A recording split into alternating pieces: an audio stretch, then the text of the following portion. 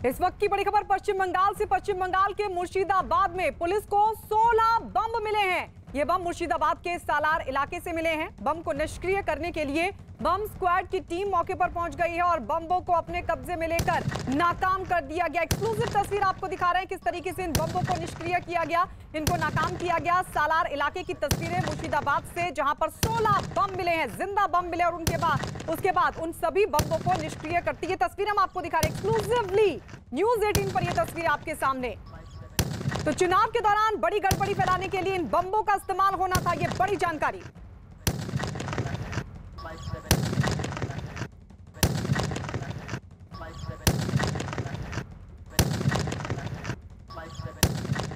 और इस वक्त हमारे साथ हमारे सहयोगी आशिका लाइव जुड़ गई हैं। आशिका, क्या जानकारी मिल पा रही है, क्योंकि चुनाव और ऐसे में लगातार इस तरह के बम्बों का मिलना।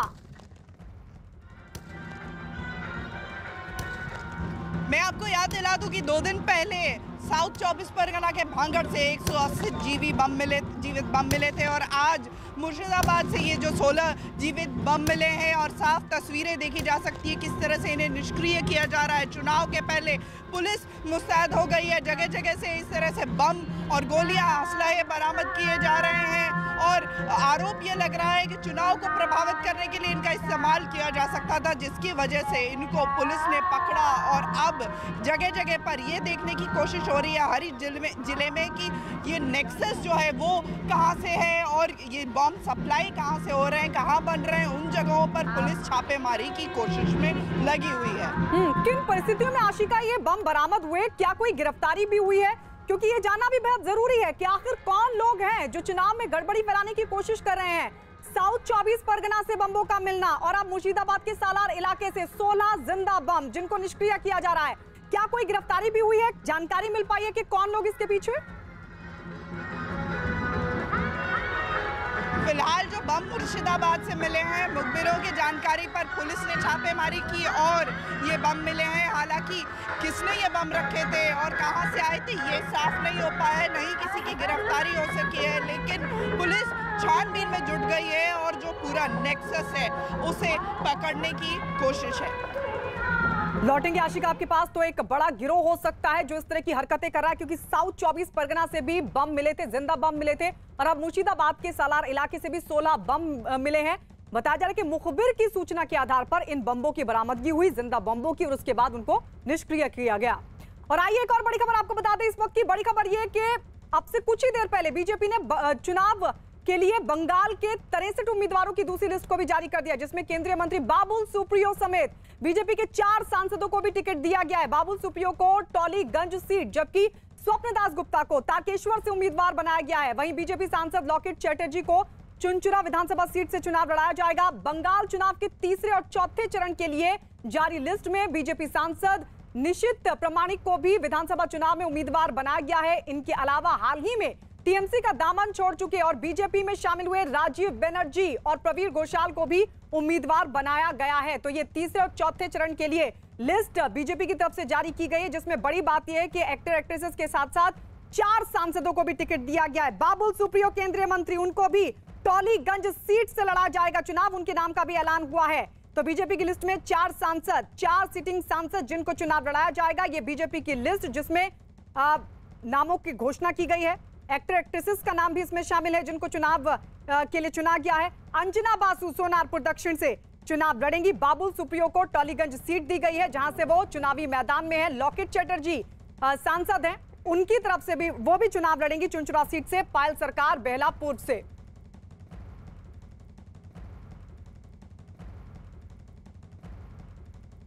और इस वक्त हमारे 2 सहयोगी हमारे साथ जुड़ चुके हैं। कोलकाता से आशिका हमारे साथ लगातार बनी हुई हैं और रवि इस वक्त हमारे साथ जुड़ गए हैं दिल्ली से। रवि, जरा बताइए, जिन तीसरे और चौथे चरण के लिए उम्मीदवारों के नामों का ऐलान हुआ, ये कौन से बड़े चेहरे हैं, किन पर सबसे ज्यादा निगाह और किन बातों का ध्यान रखा गया इन नामों का चुनाव करते हुए? क्योंकि हम देख रहे हैं कि 4 सांसदों को भी टिकट दिया गया है। सबसे महत्वपूर्ण बात यह है कि आज जो लिस्ट जारी की गई है बीजेपी की तरफ से, हालांकि इससे पहले भी लिस्ट जारी की गई है, लेकिन जो तीसरा और चौथा चरण का जो चुनाव है उसको मिला के 63 सीटों पर जो आज उम्मीदवारों की घोषणा बीजेपी की तरफ से की गई है। और सबसे महत्वपूर्ण बात यह है कि ये चुनाव इतना महत्वपूर्ण है दूसरी पार्टियों के लिए और बीजेपी के लिए भी इतना ज्यादा महत्वपूर्ण है कि पूरी ताकत बीजेपी ने अपनी झोंकने की कोशिश की है। और यही वजह है कि 4 इसमें मौजूदा सांसद है, उसमें एक राज्यसभा के सांसद हैं स्वपन दास गुप्ता और बाकी 3 जो लोकसभा के सांसद हैं उसमें मंत्री भी हैं जो बाबुल सुप्रियो, उनको इस उम्मीदवार अपना बीजेपी ने बनाया है, तो ये एक महत्वपूर्ण है। उसके अलावा पायल सरकार जो एक्ट्रेस है, एक्ट्रेस हो चाहे सांसद हो मंत्री हो, जो बड़े बड़े नाम हो चाहे इकोनॉमिस्ट हो, वहाँ के जो पश्चिम बंगाल की राजनीति में काफ़ी अपना कद्दावर चेहरा है, वो उन सबको बीजेपी इस चुनाव मैदान में उतार रही है। और धीरे धीरे जैसे जैसे आगे बढ़ेगा वैसे वैसे एक एक फेज का जो है नामों की घोषणा की जा रही है बीजेपी की तरफ से। और किसी भी हालात में बीजेपी इस चुनाव को बेहद ही महत्वपूर्ण, यही वजह है कि केंद्र में तमाम जो बीजेपी के नेता हैं मंत्री हैं वो कई दिनों से वहां पर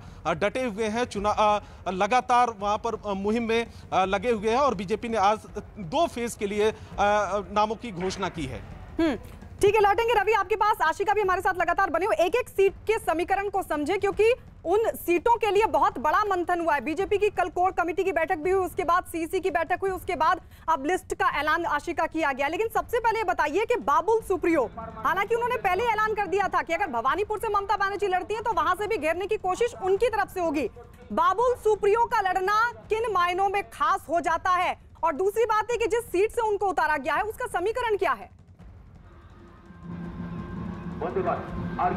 देखिए, संकेत साफ है कि बीजेपी कोई भी चांस लेना नहीं चाह रही है। जितने भी बड़े चेहरे बड़े नाम है सबको मैदान में उतारा जा रहा है। जो सांसद बन चुके हैं, जो नेता जो कसौटी से गुजर चुके हैं लोकसभा की, उनको इस्तेमाल करके विधानसभा तक पैठ बनाने की कोशिश है। टॉलीगंज जहां से लड़ रहे हैं बाबुल सुप्रियो, मैं आपको बता दूं कि फिलहाल वो सीट टीएमसी के एक मंत्री के पास है और वहां से जो टीएमसी की तरफ से ये कहीं ना कहीं सूत्रों की माने तो वो उनकी कमजोर कड़ी थी और उसका फायदा उठाते हुए बाबुल सुप्रियो, जिनका नाम ही काफी है बंगाल में, सभी लोग उनको पहचानते हैं, तो बाबुल सुप्रियो को लड़ाया जा रहा है। इसके आगे लॉकेट चैटर्जी और जो स्वपन दास गुप्ता की हमने बात की, निशित प्रामाणिक की बात की, सभी सांसद मैदान में उतर रहे हैं। कई अभिनेता और अभिनेत्री भी मैदान में उतार रही है बीजेपी। तो संकेत साफ है कि किसी भी तरह से जो है वो हर पूरी ताकत झोंक करके जीतने की कोशिश है। मैं इस समय खड़गपुर में हूँ, यहाँ की तस्वीरें अगर आपको दिखाऊं, गृह मंत्री अमित शाह आज यहाँ पर रोड शो करने वाले हैं। कल झाड़ग्राम और बांकुड़ा में 2 रैलियां करने वाले हैं। तैयारियों की तस्वीर देखिए, यहाँ पर जो कार्यकर्ता है बीजेपी के अभी से ढाक ढोल बजा करके उसकी धुन पर नाच रहे हैं। और ये आए दिन, चाहे स्मृति ईरानी हो, आज वो भी बंगाल में थी, मनोज तिवारी कल बंगाल में थे, तो बड़े नेता बीजेपी के यहाँ पर आ रहे हैं। और संकेत साफ है कि बंगाल में बीजेपी कोई कोर कसर नहीं छोड़ने वाली है। और यही संदेश बीजेपी का जो लिस्ट निकली है उसमें देखने को मिला है। बिल्कुल आशिका लौटेंगे हम आपके पास। रवि हमारे साथ लगातार बने हो। रवि, अच्छा वहां पे भी एक लंबा डिस्कशन चला है, वहां जो बड़े नेता, क्योंकि बंगाल के भी कई नेता उस दौरान मौजूद रहे थे। कल जब हमने देखा सीसी की बैठक हुई, उससे पहले बीजेपी कोर कमेटी की बैठक, दिलीप घोष भी वहां पर मौजूद थे, शुभेंदु अधिकारी को भी उस बैठक में शामिल किया गया था। बंगाल में उम्मीदवारों के चयन को लेकर वहां से क्या जानकारी मिल पा रही है? 4 सांसदों का उतारना, बाबुल सुप्रियो, क्योंकि जब उन्होंने कहा था कि भवानीपुर से अगर ममता बनर्जी चुनाव लड़ती हैं तो वो भी चुनाव लड़ेंगे, तब ये सवाल खड़ा हुआ था कि क्या सीएम पद के उम्मीदवार भी बाबुल सुप्रियो हो सकते हैं? उन कयासों को भी जोर मिला था। अब जब उनके नाम का ऐलान कर दिया गया है तो वहां से क्या जानकारी मिल पा रही है? जो बंगाल के नेता है वो किस तरीके से देख रहे हैं? देखिए, सबसे बड़ी बात यह है कि इसको लेकर सवाल पूछा गया कि आखिर में मौजूदा समय में 4 सांसद हैं, उनको विधानसभा चुनाव में क्यों उतारा जा रहा है, आखिर क्या वजह है? तो उस पे अरुण सिंह जो बीजेपी के सीनियर नेता है और उन्होंने उम्मीदवारों की घोषणा की, उनकी लिस्ट की घोषणा की। उन्होंने कहा कि केंद्रीय चुनाव समिति जो एक दिन पहले ही बैठी थी, जिसमें खुद प्रधानमंत्री शामिल थे, बीजेपी के बड़े बड़े नेता राजनाथ सिंह, अमित शाह और तमाम लोग शामिल थे उसमें। उसके अलावा ये जो केंद्रीय चुनाव समिति है उसने स्टेट जो बीजेपी का राज्य स्तर की जो इकाई है वहां के जो नेता हैं उनसे परामर्श के बाद ही इन नामों की घोषणा की है। एक सवाल यह जरूर पूछा गया था कि आखिर में 4 सांसदों को क्यों उतारा जा रहा है, तो उस पर सीधे तौर पर करना है कि राज्य इकाई से परामर्श किया गया है और इस पर यह देखा गया है कि कौन सा नेता और कहां से चुनाव लड़ने की स्थिति में है, यानी कि विनिंग कैंडिडेट पूरी तरीके से महत्वपूर्ण उसको लेकर बीजेपी ने अपनी प्राथमिकता दी है कि जो विनिंग कैंडिडेट हैं उन्हीं को उतारा जाए, हो चाहे वो केंद्र में मंत्री हो, सांसद हो, नेता हो, अभिनेता हो, इकोनॉमिस्ट हो, ये तमाम लिस्ट है। ये क्योंकि हमने ये भी देखा है कि पिछले 3-4 साल से रवि लौटेंगे आपके पास। इस वक्त हमारे साथ केंद्रीय मंत्री बाबुल सुप्रियो खुद जुड़ गए हैं। बाबुल सुप्रियो जी, सबसे पहले तो बधाई कि आप बंगाल से चुनाव लड़ना चाह रहे थे विधानसभा का और आपको उम्मीदवार बना दिया गया है टॉलीगंज सीट से, उस पर सबसे पहले तो आपका रिएक्शन। बहुत खुश हूँ। देखिए, जितना बड़ा चैलेंज, जितना बड़ा दायित्व मुझे पार्टी दे, मैं उतना ही इंस्पायर्ड फील करता हूँ, उतना ही रिस्पॉन्सिबिलिटी जब बड़ा होता है तो अच्छा लगता है। हमारे पार्टी में हमारे माननीय प्रधानमंत्री जी, माननीय गृह मंत्री जी, नड्डा जी, सबने मिलकर हमारे बंगाल के जो हमारे बड़े कार्यकर्ता हैं, हमने मिलके मेरे ऊपर ये दायित्व दिया है। तो हम बंगाल में ममता दीदी की जो ट्रेनिंग है, जो अपशासन है पिछले 10 साल का, उसको तोड़ के हम बीजेपी का एक सरकार गठन करना चाहते हैं और उसमें मुझे हम जरूर वो सरकार बनाएंगे, बिल्कुल बनाएंगे। और उसमें मुझे एक फुल सोल्जर के नाते मुझे एक इम्पोर्टेंट सीट दिया गया है। हर सीट इम्पोर्टेंट है, बट ऑब्वियसली सीट में थोड़ी सी निगाह रहती है क्योंकि मैं बॉलीवुड से हूँ, टॉलीवुड के साथ नाता रखता हूँ। तो मैं बहुत खुश हूँ और मैं अपना बेस्ट दूंगा और ये सीट मैं अपनी पार्टी को जीत के दूंगा। जी बाबुल सुप्रियो, आप खुद भी चाह रहे थे कि इस सीट से लड़े या फिर पार्टी की तरफ से आपको दिया गया? आप बता रहे क्योंकि आप जाहिर तौर पर एक बड़ा चेहरा भी हैं, बॉलीवुड से कनेक्ट भी रहे हैं, तो ऐसे में क्या आपकी भी इच्छा थी या पार्टी की तरफ से आपको ये दायित्व दिया गया इस सीट से? नहीं, देखिए, ये इस मामले में मैं कोई टिप्पणी नहीं करूंगा। पार्टी मुझे जो भी दायित्व देगी उसी दायित्व में जो है उसी दायित्व को सही तरीके से और जो उम्मीद रखी गई है उसी के लेवल पे निभाना, वो मेरा काम है और मैं वही करूंगा। जी, तो क्या मान लिया जाए कि आप बंगाल में सीएम का चेहरा होंगे? सवाल मुझे सुनाई नहीं दिया। बाबुल सुप्रियो जी, क्या आप सीएम कैंडिडेट होंगे? क्या ये मान लिया जाए? क्योंकि केंद्रीय मंत्री होते हुए आप बंगाल से विधानसभा का चुनाव। मैं मेडिकल के टेस्ट में बैठा हूँ, आप मुझे इंजीनियरिंग क्वेश्चन कर रहे हैं तो मैं कैसे जवाब दूँ? ये मेरे सिलेबस का क्वेश्चन नहीं है।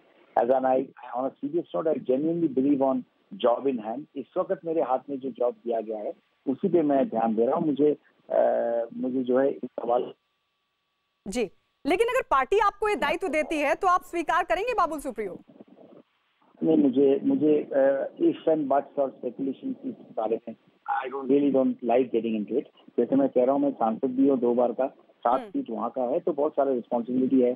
केंद्र में मेरा मंत्रालय जो है, मेरे बॉस प्रकाश जी मुझे बहुत हर चीज में सपोर्ट करते हैं, तो मेरे पास रिस्पॉन्सिबिलिटी जो है मुझे उसे अच्छे से निभाना है। बाकी आगे क्या होगा वो उसके बारे में मैं स्पेकुलेट करना बिल्कुल पसंद नहीं। बाबुल सुप्रियो, इसलिए ये सवाल पूछा जा रहा है क्योंकि उधर टीएमसी से ममता बनर्जी की तरफ से बार बार ये कहा जा रहा है कि भाई बीजेपी तो बाहरी पार्टी है और बंगाल का मुख्यमंत्री, बंगाल का चेहरा कोई बंगाली ही होना चाहिए। इसलिए मैंने आपसे ये सवाल पूछा कि अगर पार्टी आपको दायित्व देती है और आप तो बंगाली चेहरा है भी, वहां पर आपका प्रभाव भी है, एक बड़ा चेहरा है, एक बड़ा कद है आपका, तो अगर पार्टी आपको ये दायित्व देती है तो क्या बाबुल सुप्रियो स्वीकार करेंगे उसे?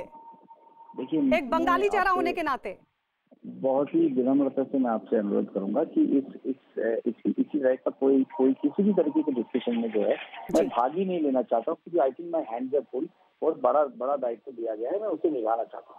चलिए, शुक्रिया, बहुत बहुत शुक्रिया हमारे साथ जुड़ने के लिए। बाबुल सुप्रियो बीजेपी के नेता, केंद्रीय मंत्री, लेकिन अब लड़ेंगे टॉलीगंज सीट से विधानसभा के चुनाव। जो तीसरी और चौथी लिस्ट जारी की गई है बीजेपी की तरफ से बंगाल चुनाव की, उसमें बाबुल सुप्रियो का नाम टॉलीगंज सीट से रखा गया। बाबुल सुप्रियो ने कहा कि पार्टी की तरफ से जो दायित्व दिया गया है मैं उसको बखूबी निभाऊंगा। ये 4 बड़े चेहरे, 4 सांसद आपको बता दें जो चुनावी मैदान में है। तीसरे और चौथे चरण के लिए जो लिस्ट बीजेपी ने जारी की, 4 सांसदों को दिया गया टिकट और ऐसा माना जा रहा है क्योंकि चारों सांसद हैं और 2019 में जो लोकसभा के चुनाव हुए थे बीजेपी का जो वोट शेयरिंग था वो काफी अच्छा रहा था, बेहतर प्रदर्शन रहा था और माना ही जा रहा है कि इस लिहाज से इन चारों को चुनावी मैदान में उतारा गया है, जिसमें बाबुल सुप्रियो, लॉकेट चैटर्जी, निशित प्रामाणिक और स्वपन दास गुप्ता शामिल हैं। आशिका लगातार हमारे साथ बनी हुई। आशिका, ये सवाल बाबुल सुप्रियो से पूछा, लेकिन हालांकि उन्होंने कुछ कहा नहीं, लेकिन बाबुल सुप्रियो क्योंकि बंगाली चेहरा है और सोचिए केंद्रीय मंत्री टॉलीगंज सीट, विधानसभा सीट से अगर चुनाव लड़ रहा है तो जाहिर तौर पर यह सवाल पूछा जाएगा। हालांकि उनकी भी मजबूरी है, वो इस पर क्या जवाब देंगे चुनाव से पहले, लेकिन किस तरीके से देखा जाए और वहां पर किस तरीके की चर्चा बाबुल सुप्रियो के चुनाव लड़ने पर?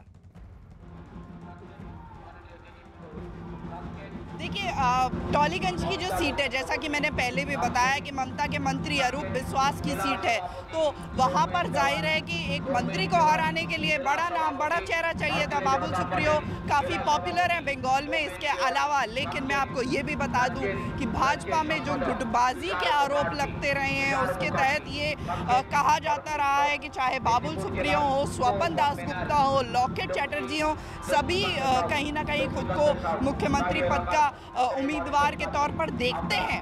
हालांकि बाबुल सुप्रियो ने ये स्वीकार तो नहीं किया, लेकिन आने वाले दिन में जब चुनाव के बाद चर्चा होगी कि मुख्यमंत्री का चेहरा कौन बने, तो बाबुल सुप्रियो का नाम ज़रूर उसमें जो डिस्कशन है उसमें शामिल होगा। लेकिन देखने की बात यह है कि किसको, चाहे दिलीप घोष जो इस समय भाजपा के अध्यक्ष हैं, उनका नाम उठकर आएगा, बाबुल का नाम आएगा, लॉकेट का नाम आएगा, स्वपन दास गुप्ता का नाम आएगा, तो ये तो साफ है कि ये जो नाम की सूची है, जो कंटेंडर्स हैं, उसमें बाबुल जरूर शामिल हैं। ठीक है आशिका, लौटेंगे हम आपके पास और अपने दर्शकों को ये बता दें कि नंदीग्राम में पैर में चोट लगने के बाद आज पहली बार ममता बनर्जी ने चुनाव प्रचार के लिए वो सामने आई। कोलकाता में गांधी प्रतिमा से ममता बनर्जी ने व्हील चेयर पर ही बैठकर हाजरा तक 4 किलोमीटर लंबी यात्रा में हिस्सा लिया और साथ ही मंच से ममता बनर्जी ने सीधे बीजेपी पर हमला किया।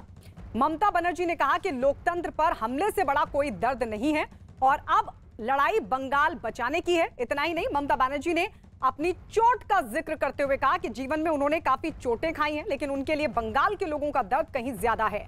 ममता ने नंदीग्राम के लोगों को सलाम करते हुए कहा कि पैर में चोट भले ही लगी हो, लेकिन वो पूरे राज्य का दौरा करेंगी। तो ये तस्वीर हम आपको दिखा रहे हैं व्हील चेयर पर ममता बनर्जी। पश्चिम बंगाल के मुख्यमंत्री ममता बनर्जी हॉस्पिटल से डिस्चार्ज होने के बाद पहली बार सार्वजनिक मंच का रुख किया है।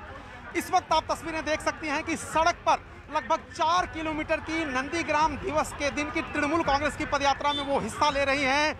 आज नंदीग्राम दिवस है। 2007 में आज ही के दिन किसानों पर पुलिस की फायरिंग हुई थी, जिसमें कई किसान मारे गए थे। उसी की याद में तृणमूल कांग्रेस ने इस पदयात्रा का आयोजन किया है। 4 किलोमीटर की ये पदयात्रा हाजरा में जाके खत्म होगी। पहले कयास लगाए जा रहे थे कि इस पदयात्रा को अभिषेक बनर्जी लीड करेंगे, लेकिन अब ममता बनर्जी फ्रंट से लीड कर रही हैं और तस्वीरों के जरिए आप देखिए कि एक फ्लाईओवर के बगल से वो निकल रही हैं। तो कोशिश उनकी ये है कि ये संदेश दिया जाए, ये संकेत दिया जाए कि चोट के बावजूद, पॉलिटिकल हमलों के बावजूद वो रुकी नहीं है, वो हारी नहीं है, वो थकी नहीं है और उनकी लड़ाई, जो उनकी छवि है जुझारू राजनेता की, इसी तरह सड़क पर जैसे वो लड़ती रही हैं पहले, आगे भी लड़ती रहेंगी। और बीजेपी को संकेत और संदेश देने की कोशिश है कि वो हार मानने वाली नहीं है जब तक कि उनका एक सिपाही भी इस मैदान में बचा हुआ है। कैमरामैन जयपाल राउत के साथ अरुण सिंह, न्यूज़ 18 इंडिया, कोलकाता।